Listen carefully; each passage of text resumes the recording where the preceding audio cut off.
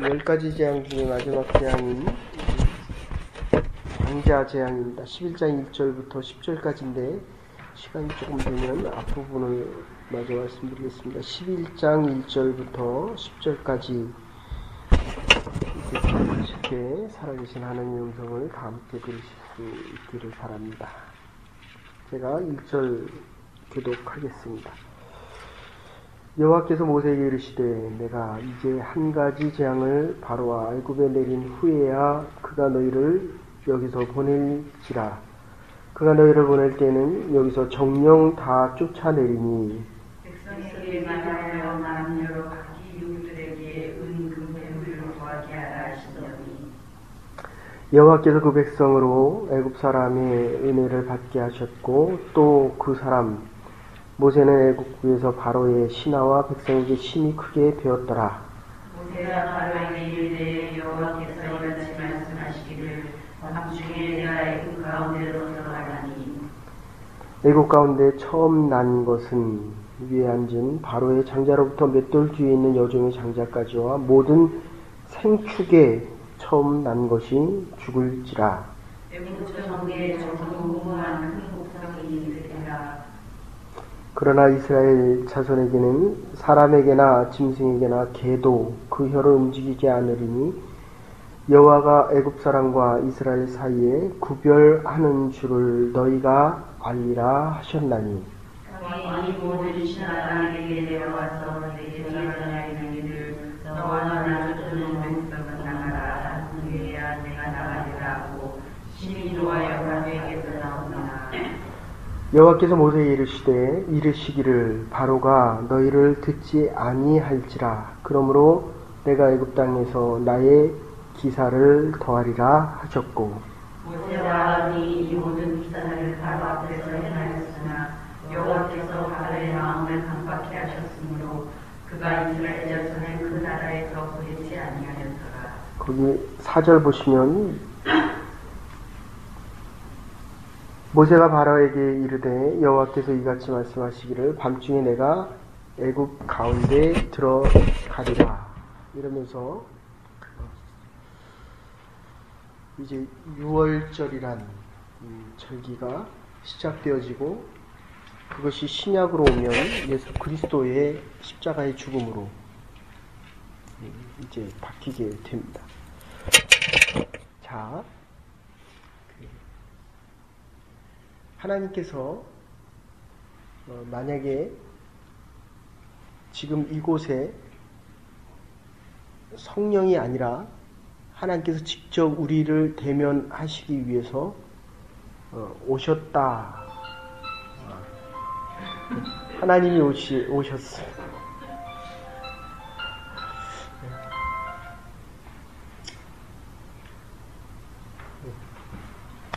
그래서 하나님께서 우리 지금 나를 찾아오셨다 하면 어떻게 될 것 같습니까?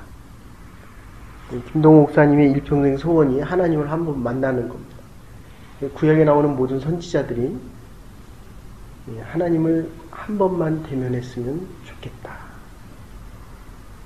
그런데 중요한 것은 내가 하나님을 만났을 때 정말 이 세상에 다시 없는 희망과 기쁨의 순간이 될 것인가? 아니면 내가 하나님을 만났을 때 죄 때문에 의로우신 하나님, 심판관이신 하나님을 만났을 때 이 죄 때문에 죽을 수밖에 없는가? 이 두 가지를 생각해야 한다는 것입니다. 그래서 구약을 우리가 율법이다 라고 하는 이유는 이제 6월절이 시작되어지면서 구약의 율법이 형성되어지는 것입니다. 신의 산에서 율법을 받지만 죄가 있는 자와 없는 자 죄가 있고 없고가 뭡니까? 하나님의 은혜에 있는 자와 하나님의 심판에 있는 자, 사는 자와 죽는 자가 결정되어지는 것입니다. 그래서 신약으로 오면 누가 제일 먼저 죽습니까? 세례 요한이 목배임을 당하는 것입니다. 율법의 마지막이 세례 요한입니다. 그래서 세례 요한이 선포한 회개하라, 하나님의 나라가 가까이 왔다. 이 말은 바로 구약의 마침을 의미하고 율법의 마침을 의미하고 예수 그리스도를 통한 신약의 시작을 선포하는 것입니다. 지금 여기서 중요한 것은 하나님께서 애굽 사람들에게 들어가리라. 사람들이 이렇게 악합니다. 이유는 죄의 문제 때문에 그렇습니다. 그러니까 우리가 자녀들을 양육할 때 가장 중요한 것은 성공하라가 아니라 하나님을 알아라. 하나님을 알라는 그 의미가 뭐냐면 하나님의 은혜 안에 거하라. 똑같이 하나님을 만나도 우리 이 세상에 적용을 하면 세상에 축복을 허락을 해도 죄가 있으면 하나님의 은혜와 축복을 죄를 짓는 데 사용하고 똑같은 죄가 있어도 하나님의 은혜가 있으면 이 은혜를 죄됨을 깨달음 속에서 하나님을 예배하는 자, 하나님을 높이는 자로 살아갈 수 있다. 이런 뜻입니다. 근데 이게 참 말로 듣기는 쉬운데 하나님을 하나님 되게 인정하는 게 이게 얼마나 쉬운 얘기입니까? 그런데 이 세상을 우리가 살아가고 있기 때문에 세상을 어제 드린 말씀대로 한다면 이 만몬, 돈, 재물을 하나님의 자리에 놓는다는 겁니다. 그래서 오늘 본문에 보셔도 이스라엘 백성을 노예로 삼았다. 당시의 노예는 재화의 측정의 수단이었습니다. 노예가 많을수록 부자였습니다. 그러니까 이게 지금 하나님이 택한 백성을 종으로 삼았다라고 하는 것은 하나님을 범하였다. 이런 뜻과 똑같은 겁니다, 지금. 그래서 이 장자의 의미는 하나님의 것에 대한 하나님의 인정의 의미를 가지고 있습니다. 그래서 사실은 물론 유럽으로부터 미국으로 해서 아시아로 하나님의 은혜와 축복이 옮겨가고 있지만 대한민국이라는 나라가 이만큼 살 수 있었던 것은 바로 이 새벽 예배 때문에 그렇습니다. 첫 것을 하나님 앞에 드린다. 그 말을 조금만 바꾸면 38선 이북으로는 그렇게 가뭄과 먹을 것이 없는 이유는 바로 이 우상 숭배 때문에 그렇습니다. 김일성 동산만 2,000개가 넘는 거예요. 그러니까 가뭄이 일어나도 38선 이북은 일어나는데 이남은 안 일어난다는 거예요. 이게 통계학적으로 지금 그렇게 나와 있습니다. 하나님의 자리에 하나님이 계셔야 되는데, 두 번째, 하나님이 이 성별했다. 이스라엘 민족은 장자의 민족으로 하나님이 택하신 겁니다. 하나님이 우리의 첫 것은 하나님께 드리라는 겁니다. 이게 11조의 개념입니다. 그러니까 하나님의 것입니다. 하나님의 것을 성별해서 우리 것이 아닙니다. 우리 게 아니고 하나님의 것을 하나님으로 인정해야 죄된 우리들이 하나님 안에서 은혜의 자리로 은혜 안에 살아갈 수 있다라는 그런 의미입니다. 하나님의 것으로 인정하지 않으면 우리는 이 모든 것, 하나님이 주신 은혜와 축복들을 다 사단의 술수로, 그게 10가지 재앙의 의미입니다. 그래서 여러분들 10가지 재앙을 어제 잠시 말씀드렸지만 잘 생각하셔야 됩니다. 예. 이 젖줄, 날강의 젖줄을 하나님께서 치시는 이유는 이 땅에 있는 것들이 아무리 생육하고 번성해도 개구리 떼들이 많아지는 것처럼, 그리고 이 땅에 있는 모든 그들이 원하는 소산의 것들을 다 이로 바꿔버립니다. 그래서 개구리, 날강의 젖줄을 피로 물들게 하시고, 개구리의 재앙, 다 산, 100만의 그 무수한 많은 것들을, 그리고 땅에 있는 모든 것들이 다 이로 바뀝니다.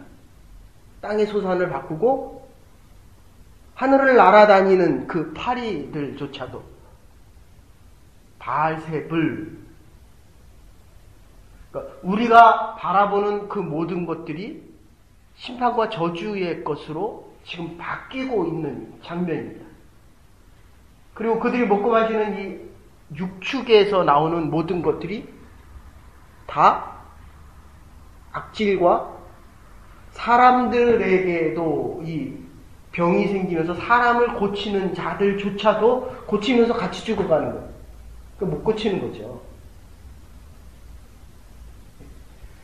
그리고 메뚜기의 재앙으로부터 이 땅에 있는 모든 것들을 깨끗이 쓸어버려요. 우박이 음식에, 식량의 모든 것을 다 상하게 하고 그거를 쓸어 먹는 것이 그게 메뚜기 재앙입니다. 8번째 재앙입니다. 그리고 9번째 재앙에서 다시 어둠을 통해서 생명의 시작을 상징적으로 보여주는 것입니다. 그래서 이 3번째를 요약을 하면 여러분들, 지금 우리가 성공했느냐 실패했느냐 그것은 그렇게 중요하지 않습니다. 우리가 하나님의 은혜의 자리에 있느냐 없느냐, 그 대표적인 게 하나님의 말씀에 순종하는 율법의 명령과 규례로 바뀌고 있는 겁니다. 문설주에다가 짐승의 피를 발라서, 어린 양의 피를 발라서 하나님의 천사들이 넘어가게 만들라는 겁니다. 넘어가게 만들라. 그러니까 이 새벽에 나와서 예배드리는 거는 사실은 선택이 아닙니다. 필연입니다. 필연. 자, 보세요. 이게 지금 결론이 어떻게 끝나고 있냐면, 모세가 바로를 두려워했습니다. 그죠? 모세가 두려운 자로 바뀝니다. 바로의 휘하에 있었던 모든 재물들을 이스라엘의 백성들 거는 이스라엘 백성들에게 가져가게 이야기합니다. 그래서 이 땅에 있는 전쟁은 하나님의 뜻이 아닙니다. 전쟁이 뭡니까? 서로 더 갖겠다는 겁니다. 다 물질에서부터 시작됩니다. 이 부부싸움이라는 것도 마찬가지예요. 자기 뜻과 자기가 더 많이 재화에 대한 문제를 자기가 활용하겠다, 이런 뜻입니다. 그게 국가 간의 싸움입니다. 자기가 하고 싶고 더 많은 부를 축적하겠다. 하나님의 뜻은 그게 아닙니다. 재화에 대한 것을 더 많이 가지라는 것이 아니라 이 재화를 통하여 생명을 살리는 데 쓰라, 이런 뜻입니다.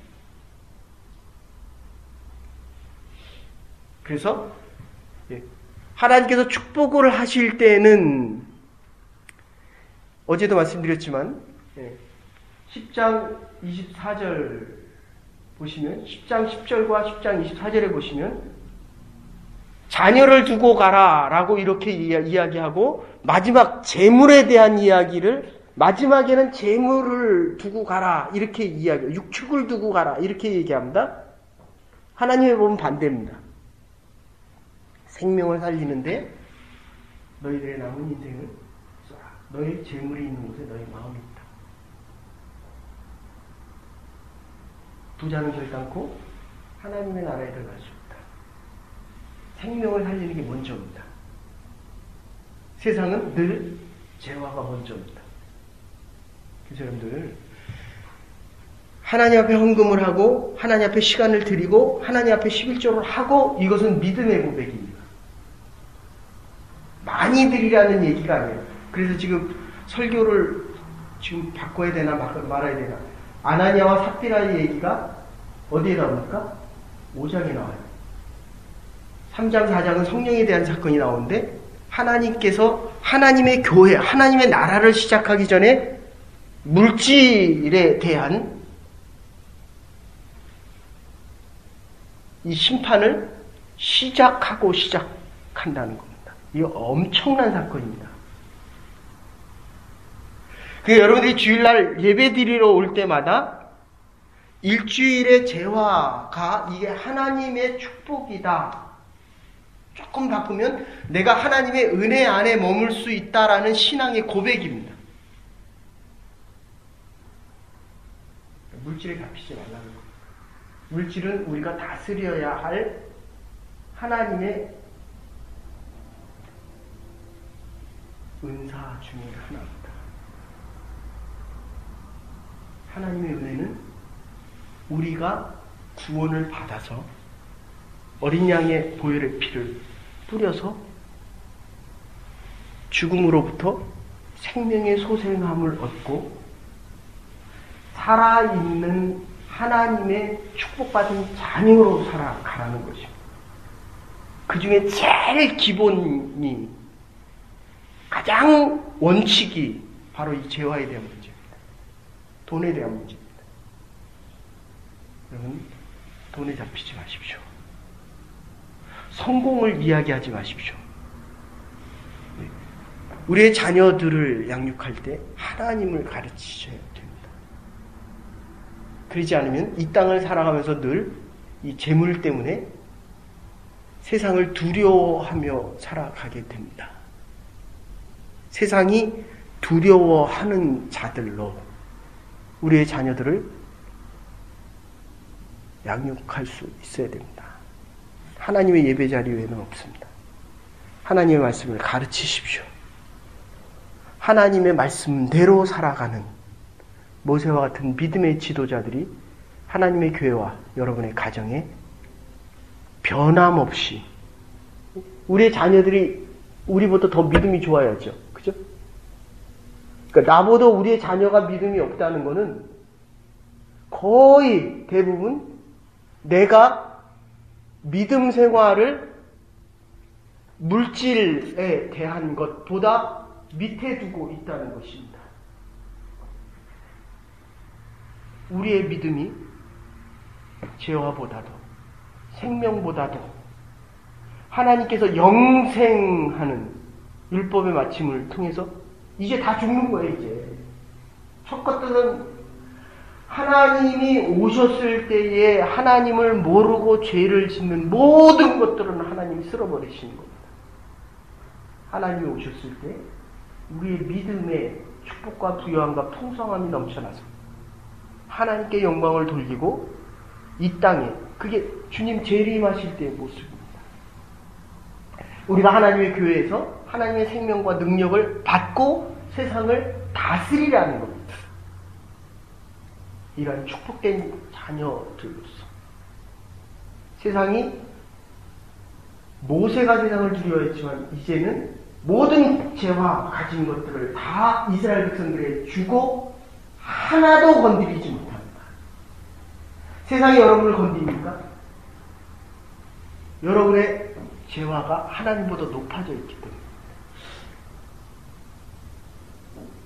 그럴 때마다 하나님 앞에 다시 나와 예배드리고 하나님 앞에 무릎 꿇고 하나님의 은혜와 하나님의 자리가 더 높아져야 됩니다.